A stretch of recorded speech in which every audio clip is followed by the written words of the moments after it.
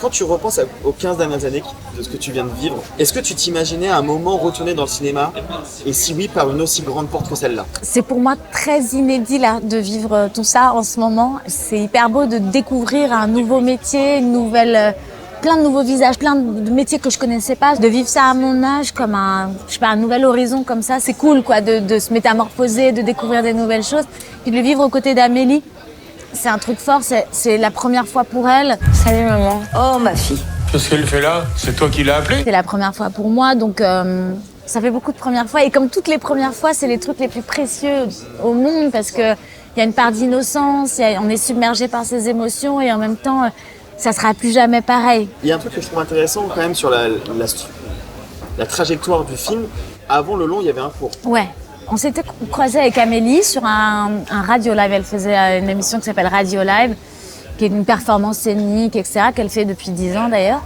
Et puis j'ai reçu son mail, je crois que c'était en plein Covid, où elle me dit voilà, j'ai écrit un scénario, est-ce que tu pourrais le lire et tout.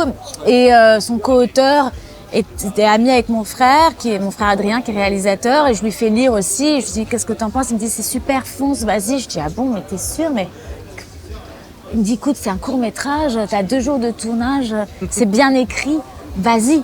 Salut. Salut. T'as pas trop changé?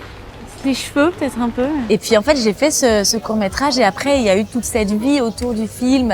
Amélie a eu un César pour ce court-métrage et elle avait, je crois, déjà l'ambition d'écrire un long. Et puis voilà, après il y a eu plusieurs années passées qui se sont passées et puis comment ne pas dire oui pour la suite? Évidemment oui.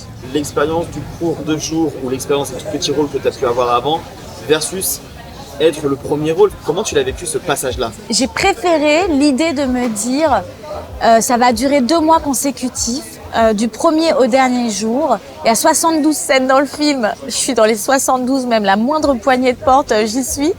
Parce que du coup, c'était comme une longue traversée et que j'ai pu avoir le temps de dépasser mes peurs, de me déployer aussi, de me familiariser avec l'équipe, de me familiariser avec plein de trucs techniques que moi je maîtrise pas du tout, s'arrêter au bon scotch, ouvrir le bon truc dans le bon sens et tout ça. Et du coup, je crois que c'est grâce à ça qu'il y a pu avoir un truc de lâcher prise et que le plaisir arrive.